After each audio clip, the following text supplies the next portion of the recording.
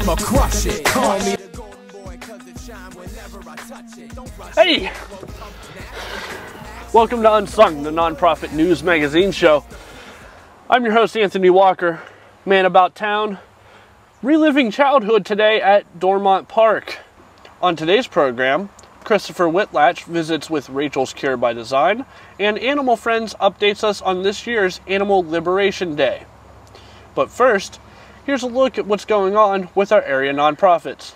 The Pennsylvania State Legislature has passed a budget that includes a $300,000 line item dedicated to helping people with Lou Gehrig's disease. This news comes after more than 6 years of ALS advocates meeting with state legislators to express the urgent need to fund ALS patient services. The ALS Association supports over 800 families with ALS through the work of the Western Pennsylvania and Greater Philadelphia chapters. The services that this line item will help fund include support for ALS clinics, in-home care, home accessibility, wheelchairs, other medical equipment, and assistive technology that gives people living with ALS a voice. Find out more at cureforals.org. From porch parties to cookouts to community festivals, neighbors across the country will celebrate National Night Out on Tuesday, August 7th to promote crime awareness and prevention.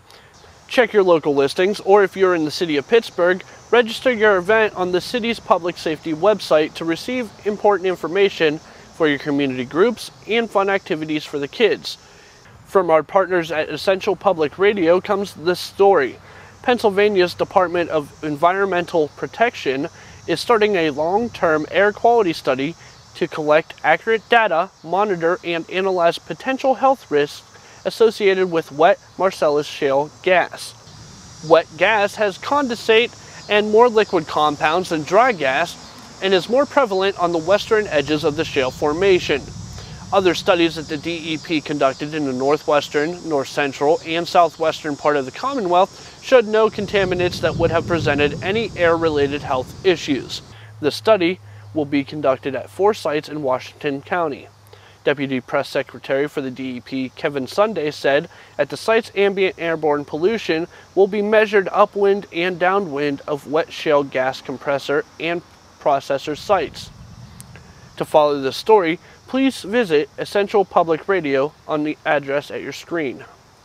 Our very own Christopher survived the trip through the Squirrel Hill tunnels for a special visit with a young lady that is making a huge difference for juvenile diabetes. Here's the story. Thanks, Anthony. At Unsung, we get to cover a lot of interesting stories. And this is one of my favorite. Today we're at Rachel's Cure by Design. And what you see before me is hope, passion, and purpose in action. We're going to sit down with Rachel and hear how she's made an impact on juvenile diabetes, as well as her work with other Pittsburgh area organizations, including POWER, which you heard about in a previous Unsung episode, as well as Blind and Vision Rehab Services, the Children's Hospital Foundation, and Big Brothers and Big Sisters of both Beaver and Greater Pittsburgh area. In 2005, when I was 12 years old, I was diagnosed with type 1 diabetes, and I wanted to do something to raise money for a cure and to donate to researchers through the Juvenile Diabetes Research Foundation. So when I'd visit my grandmother at her house, she'd teach me how to make bracelets and do different beading projects, and I came up with the idea that maybe I could raise $100 or $200 for the Juvenile Diabetes Research Foundation. We mainly do bracelets. We also do earrings and necklaces. They're made of glass beads and lampwork beads and with pewter spacers and different crystal accents and gemstones. Each piece has its own name and personalities. Like this necklace here is called Green with Envy, and this is Pico de Gallo. A unique aspect of all of the jewelry is each piece has a hope charm, and this symbolizes my hope for a cure for diabetes, but this could really just be anyone's hope for anything. So in total, it's been about 5 years. We became an LLC about 3 years ago, and that's when we changed the business name to Rachel's Cure by Design. And we're just about up to $50,000, which I'm really excited about, and my next goal is $100,000. A new project that we've been embarking on recently is we've been partnering with other nonprofits such as the Children's Hospital Auxiliaries, Big Brothers, Big Sisters. And what we do is we design a special bracelet for them, and they can add a special charm or signature item to the bracelet. And What's really cool about this is not only does money go to the Juvenile Diabetes Research Foundation, but also their foundation as well. So it's 2 causes for 1 bracelet. And they don't even have to carry an inventory or anything like that. They can just direct people to our website, and we take care of the shipping, and then we'll send a check to the organization every month to make sure the money gets there.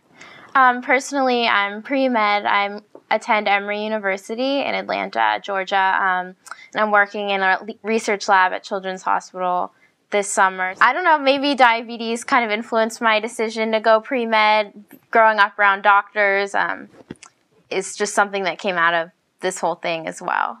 So unfortunately, since I'm away from Pittsburgh most of the year, I don't have time to make every single bracelet, but I still do all the designing for the jewelry, and volunteers who help out as well to make the jewelry when I can't, and my mom and Margie who also help, and they run the daily operations of the business. I could never do this without them. My biggest piece of advice for people is if you have an idea, just go for it, because you never know how it could turn out. This is never what I expected when I had this idea 7 years ago. So just try it, and you never know. There's so many different organizations out there and ways to give back to the community. So if you want to get involved or do something to help, there's always endless opportunities. So if you're interested in learning more about the bracelets, or partnering with us, or creating your own individual special bracelet for another cause, you can contact us through our Get in Touch page on our website, www.rachelcbd.com. And you can fill out the form, send us a response, we'll get back to you, and we'd love to partner with more organizations.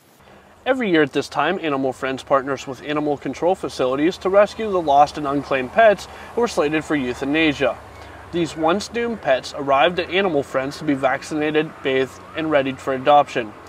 More info at thinkingoutsidethecage.org. Here's the story.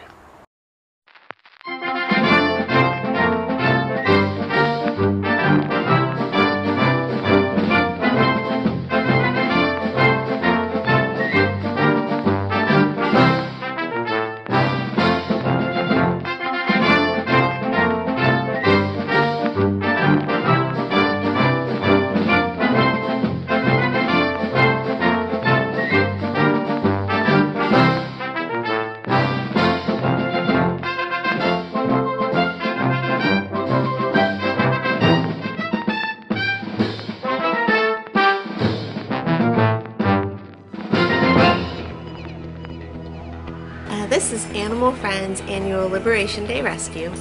This is one of the days that we go to local animal control facilities and rescue those lost and unclaimed animals that are slated for euthanasia.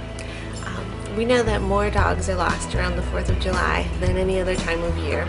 We know that they're startled by fireworks, they have a chance to escape from outdoor activities, and a lot of them end up at animal control. Animal Friends is working to save lives today. We have partnered with several animal control facilities to bring back those unclaimed dogs. We're bathing them, grooming them, vaccinating them, getting them ready for adoption so they can find families and live to have a fresh start. So every one of these animals is looking for a second chance. Everyone deserves to find a loving family, and we need more cages so we can keep doing this great work.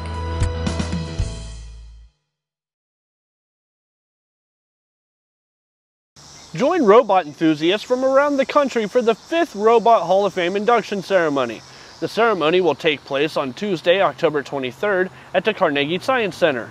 The Robot Hall of Fame recognizes excellence in robotics technology worldwide and honors the fictional and real robots that have inspired and made breakthrough accomplishments in robotics. The Robot Hall of Fame was established by the School of Computer Science at Carnegie Mellon University in 2003 to help call attention to the increasing contributions from robotics to human society. The general public will soon be invited to cast their votes by selecting their favorite robots in 4 categories: education and consumer, entertainment, industrial and service, and research. Stay tuned for updates and instructions on the voting process. The event will include a cocktail reception in the Carnegie Science Center's permanent Robo World exhibit, and the induction ceremony will feature nationally acclaimed special guest speakers and entertainment. For full details and to register, visit the Robot Hall of Fame website. The Mattress Factory opens feminist and curated by Dr. Hillary Robinson, which explores feminism through the perspectives of women artists from throughout the world. The opening takes place at 7 p.m. on September 7th. For more information, visit mattress.org. Project Sweet Peas, a national network of parents who strive to provide comfort to families who have children in the intensive care unit by providing care packages, is holding a Sweet Pea Walk for Preemies on August 18th at Round Hill Farm in Elizabeth. Here's the link to join them on your screen. Thanks for watching this episode of Unsung. Be sure to share it with your friends. You can check out previous episodes and our Unsung Uncut series on pittsburghonvideo.org. I've been your host, Anthony Walker, reminding you to keep it awesome, Pittsburgh. We'll see you next time. I'm going to go back to playing now.